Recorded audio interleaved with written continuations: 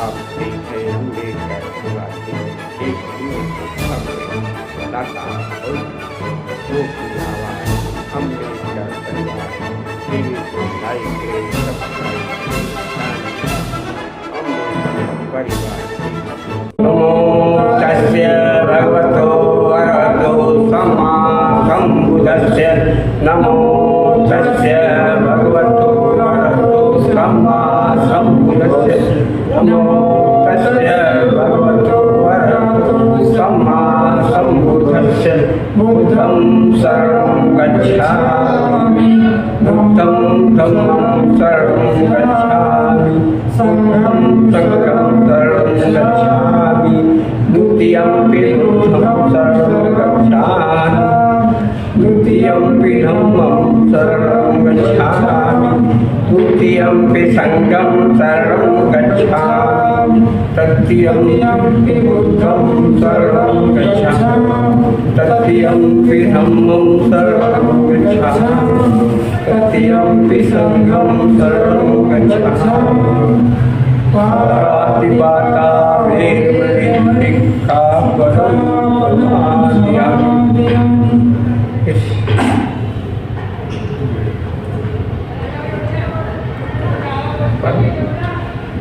अदिन्नदाना Vedmani सिक्खापदं समादयामि।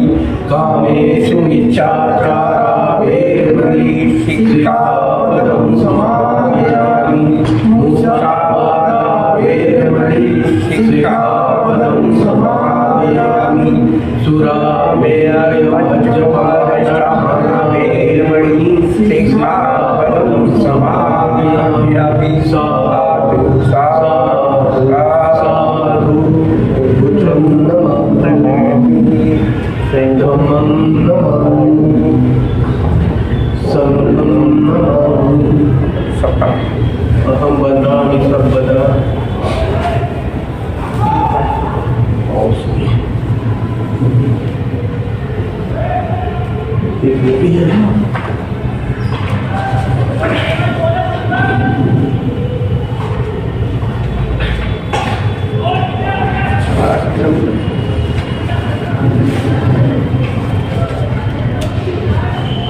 Page number 8 इसको आगे आएगा बुद्ध वंदना। हाँ इतिपिसो भगवा अरहं सम्मा सम्बुद्धो विद्याचरण संपन्नो सुगतो लोकविदो पुरुषोत्तम साक्षी सत्त्वादेव मनुष्यानं बुद्धो भगवान् बुद्धं विपर्यन्तं शरणं गच्छामि। ये च बुद्धा गीता पञ्चमना अहं वदामि सर्वदा लक्ष्य मे शरणं बुद्धो मे शरणं एतेन सत्यवचनेन मे जय मंगलम बुद्धमन्दिरमध्ये वार्पाणुपशुवरोत्तमं बुद्धो योगनिको दोषो बुद्धोऽहं तं मम यं किञ्चिदन्तरत्नके विदधि विदापुतु तदनं संसर्णर्थि तस्मात् भवन्तु मे। जो सनिसिन्नो वर्गोधि मूले मारं ससेनन यज्ञा संगोधि मागच्छयनया लोकतमो तमपरमाणि बुद्धं तम स्वाखातो भगवता धम्मो संयोगिको आधारिको एहिपस्सिको विनयको परिगतं वेदिकं योगिनुहिति तमं जीवितपर्यन्तं शरणं गच्छामि। ये च धम्मातीताय च धम्मार्था परिपन्नाय धम्मां वन्दामि सर्वदा नरति मे शरणं धम्मो मे शरणं एतेन सत्यवाक्येन मे जय मंगलम उत्तमंगेन मङ्गले धम्मं सुधं धारणं धम्मे योगनिको सुधम्मोऽहं तु मम यं किञ्चिदन्नं लोके विधिर्विधातु तदन्नं तस्मात् मे अर्थवनिपो भोजनानन्दिको भक्तसेवो जुगो मग्गो धम्मो ऐसंकरो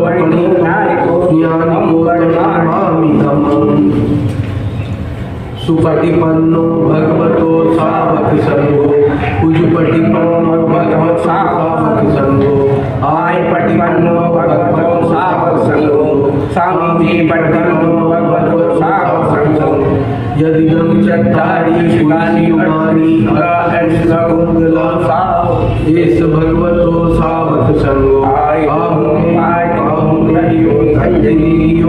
अंजलि करनियो अनुसरण साथी संगम जीवित पर्यंतम शरणं गच्छामि ते संघाताय संघानागता पचपन्नाचे संघानां गतामि सर्वदा लब्धमे शरणं संगमे शरणं ते संजयेन वज्रेण जय मंगलम उत्तमंगेन महेशेन संगतोत्तमं उत्तमं अंगेयो कल्योमसो धम्मं यज्ञेन लोके विविधा रत्नसंगतस्मात्ति भवने संभो विष्णु वर्तकनेयो संमंत्रियो तेजमलभहीनो गुणेहिने के ही संविद्धि अनासवो तर्पणमामि संगम पेज नंबर निकाल लीजिए जय मंगल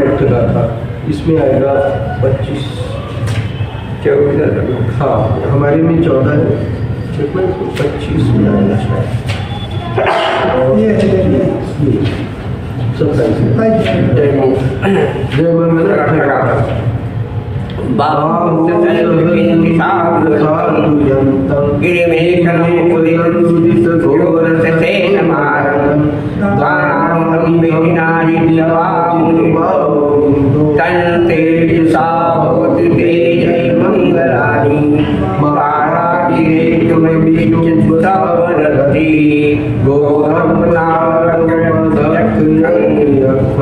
कंते सुरन्तिवेदिना चित्वा विनन्दो कंते यशा भवति ते मंगलानि नाराजी जयवद्यवद्यं तावशक्तिवसानन्दं वेदं सेव्यविधिना चित्वा विनन्दो कंते यशा भवति ते मंगलानि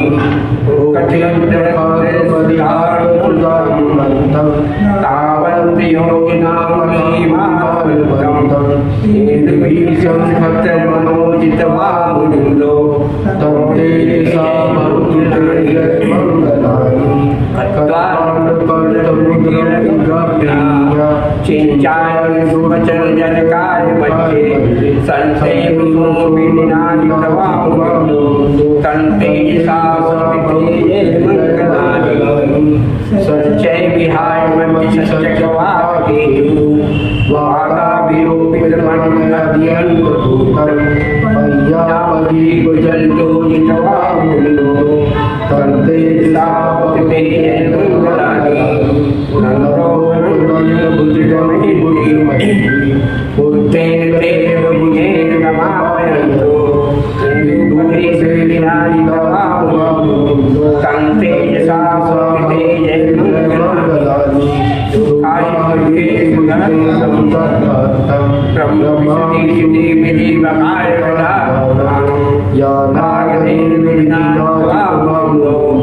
तन्ते सावतिते जय मंगलानि एतापि बुद्ध जय मंगल गाथा यो वाचो निर्देशते मनिन्ति हित्वानि हित्वानि चित्तवानि मोक्षं सुखं अज्ञेयो सवैयो साधु साधु साधु बुद्धं नमामि तं धम्मं नमामि संघं नमामि अहं वदामि सर्वदा बुद्ध वंदना धम्म वंदना संघ वंदना के पश्चात बुद्ध और उनका धर्म कहाँ से कहाँ तक ये पेज नंबर 62 से 63 कोई आया था अभी बीच में 62 से 63 तक यहाँ से शुरू होगा यहाँ से हाँ हाँ हाँ हाँ नमो तस्य भगवतो अरहतो सम्मा सम्बुद्धस्य नमो तस्य भगवतो अरहतो सम्मा सम्बुद्धस्य नमो तस्य भगवतो अरहतो सम्मा सम्बुद्धस्य। तथागत बुद्ध को नमन करते हुए तथा बाबा साहब को नमन करते हुए बुद्ध और धम्म उनका भगवान बुद्ध और उनका धम्म पाठ है। काल्पनिक स्वर्ग की बजाय संसार को धर्म राज्य बनाना धर्म रिलीजन का उद्देश्य क्या है? विभिन्न धर्मों ने इस प्रश्न के भिन्न भिन्न उत्तर दिए हैं। आदमी को ईश्वर प्राप्त के मार्ग पर लगाना और उसे अपनी आत्मा के मोक्ष का महत्व समझाना ही इस प्रश्न का एक सामान्य उत्तर है जो दिया जाता है। बहुत से धर्म 3 राज्यों की बात करते हैं। एक स्वर्ग का राज्य कहलाता है, दूसरा पृथ्वी का राज्य कहलाता है, तीसरा नरक राज्य कहलाता है। कहा जाता है कि स्वर्ग के राज्य पर ईश्वर का शासन है, नरक के राज्य पर शैतान का निर्विवाद एकाधिकार बताया जाता है। पृथ्वी के राज्य के बारे में विवाद है, इस पर शैतान का अधिकार नहीं है। साथ साथ इसे ईश्वर के राज्य के अंतर्गत भी नहीं माना जाता। आशा की जाती है कि शायद किसी दिन ऐसा हो जाए। कुछ धर्मों में माना जाता है कि स्वर्ग का राज्य धर्म राज्य है क्योंकि वहाँ ईश्वर का सीधा शासन है। कुछ धर्मों ने माना जाता है कि स्वर्ग का राज्य धर्म राज्य है क्योंकि वहाँ ईश्वर का सीधा शासन। कुछ दूसरे धर्मों में स्वर्ग का राज्य पृथ्वी पर नहीं है, यह केवल स्वर्ग का ही दूसरा नाम है। जो कोई ईश्वर और उसके पैगंबर पर विश्वास रखता है वही वहाँ पहुँच सकता है। जब वे स्वर्ग पहुँचते हैं तो जीवन के भोग विलास के सारे साधन हैं उन्हें वहाँ प्राप्त हो जाते हैं जो निष्ठावान होते हैं। ऐसा सभी धर्मों का यही उद्देश्य है कि इस स्वर्ग के राज्य में पहुँचना ही व्यक्ति का उद्देश्य होना चाहिए और वहाँ कैसे पहुँचा जाए यही अंतिम निर्णय है। धर्म का उद्देश्य क्या है? इस प्रश्न का बुद्ध ने सर्वथा भिन्न उत्तर दिया। भगवान बुद्ध ने लोगों से यह कभी नहीं कहा कि उनके जीवन का उद्देश्य किसी काल्पनिक स्वर्ग की प्राप्ति होना चाहिए। उनका उद्देश्य उनका कहना था कि धम्म का राज इस पृथ्वी पर ही है और वह धम्म पथ पर चलकर ही प्राप्त किया जा सकता है। उन्होंने लोगों से कहा कि यदि वे अपने दुष्काम करना चाहते हैं तो हर किसी को एक दूसरे के साथ सदाचरणपूर्ण व्यवहार करना सीखना चाहिए और इस प्रकार पृथ्वी को धम्म राज्य बनाना चाहिए। अन्य सब धर्मों से अलग तथागत के धम्म की यही अपनी विशेषता है। तथागत का धम्म में पंचशील अष्टांगिक मार्ग और पारमिताओं पर जोर देता है। भगवान बुद्ध ने इन्हें अपने धम्म का आधार क्यों बनाया है? क्योंकि यही केवल एक ऐसा जीवन मार्ग है जो व्यक्ति को सदाचारी बना सकता है। एक व्यक्ति का दूसरे व्यक्ति के प्रति अनुचित व्यवहार का परिणाम ही दुख है। केवल सदाचार ही इस अनौचित्य और इसके परिणाम स्वरूप होने वाले दुख को दूर कर सकता है।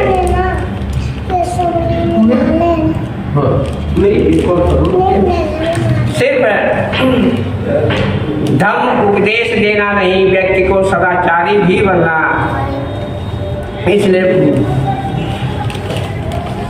इसलिए भगवान बुद्ध ने कहा कि धम्म का काम केवल उपदेश देना नहीं होना चाहिए, बल्कि जैसे भी हो इसे आदमी के मन में सदाचारी होने की आवश्यकता है। की भावना उत्पन्न करनी चाहिए। लोगों में सदाचार की भावना भरने के लिए धर्म को दूसरे कार्य भी करने होते हैं।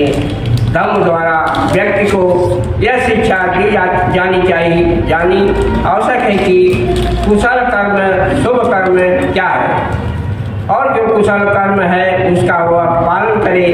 धर्म द्वारा व्यक्ति को यह शिक्षा दी जानी आवश्यक है कि अकुशल कर्म अशुभ कर्म क्या है और जो अकुशल है से वह दूर रहे। धर्म के इन दो उद्देश्यों के अतिरिक्त भगवान बुद्ध ने धर्म के दो अन्य उद्देश्यों पर भी जोर दिया जिन्हें वे बहुत महत्वपूर्ण समझते थे। पहला है आदमी के स्वभाव और उसकी प्रवृत्तियों का प्रशिक्षण, जो प्रार्थना करने अथवा व्रत रखने अथवा यज्ञ बलि करने से बिल्कुल भिन्न। देवदत्त सूत्र में जैन धर्म की चर्चा करते हुए भगवान बुद्ध ने यह बात स्पष्ट की है। जैन धर्म के संस्थापक तीर्थकार महावीर का कहना था कि व्यक्ति जो कुछ भी अनुभव करता है, चाहे वह दुख है या सुख है, यह सब उसके पूर्व जन्म के कर्मों का परिणाम होता है। ऐसा होने पर पूर्व जन्म के दुष्कर्मों की निर्जरा हो जाने से और नए दुष्कर्म न करने से भविष्य के लिए कुछ संग्रह नहीं होता है।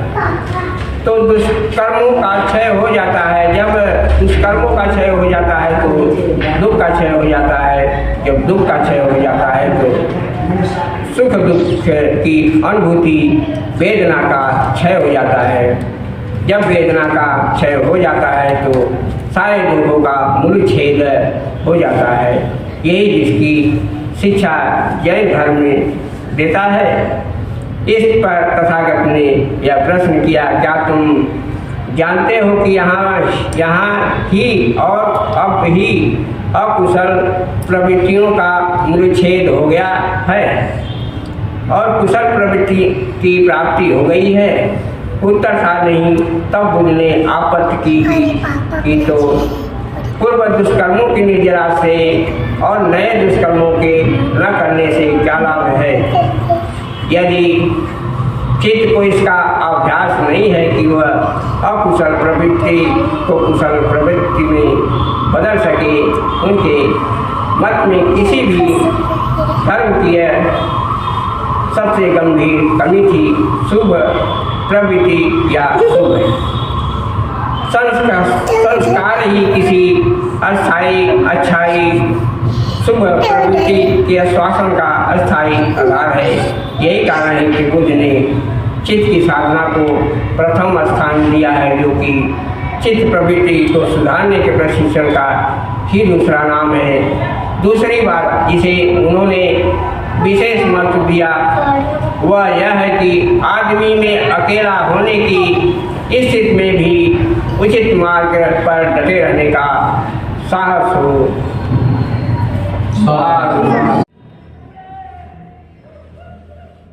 कितने नंबर बताया?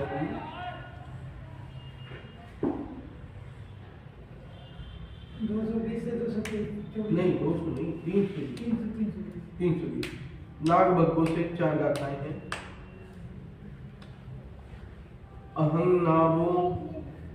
अहं नागो व संगामे चापतो पतितं सरं अति वाक्यं तिथिक्खं दुस्सीलो ही बहुत जनों।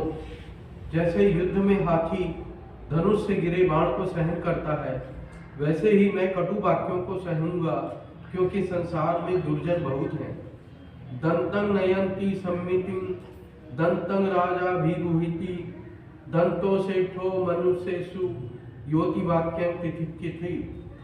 शिक्षित हाथी को युद्ध में ले जाते हैं और शिक्षित हाथी पर राजा चढ़ता है। मनुष्यों में शिक्षित मनुष्य श्रेष्ठ है, जो कटु वाक्यों को सह सकता है। बरा अस्तरा दंता आजानीय च सिंधवा कुंजरा च महानागा अत्तदंता ततो बरंग। खच्चर आजानीय अच्छे क्षेत्र के सिंधी घोड़े और महानाग हाथी शिक्षित हों तो श्रेष्ठ है। आदमी शिक्षित हो तो इन सबसे श्रेष्ठ है। नहीं एते ही याने ही गच्छे अगतं दिशं यथा सना सुदंतेन दंतो दंतेन गच्छति। इन घोड़े गाड़ी आदि वाहनों से कोई निर्वाण को नहीं जा सकता जैसे अभ्यासी स्वयं जा सकता है। शिक्षित मनुष्य संयत इंद्रियों द्वारा निर्वाण प्राप्त कर सकता है। साधु साधु साधु। बुद्ध और उनका धम्म इस ग्रंथ का पाठ पहले हुआ। देख लो कहाँ से पढ़ सकता है। 62 से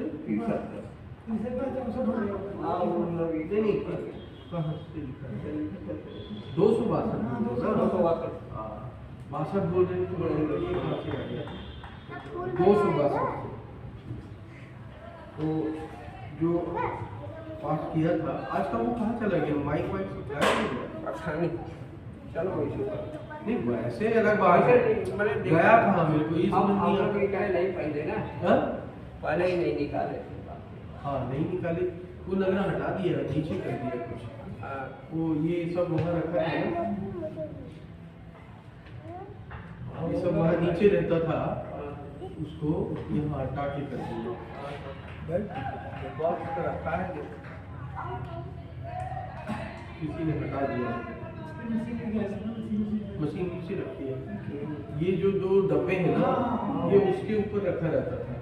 अभी डब्बे उठा के यहाँ कौन ले आया मेरे को समझ नहीं आया। तो ये चलते हैं डब्बे।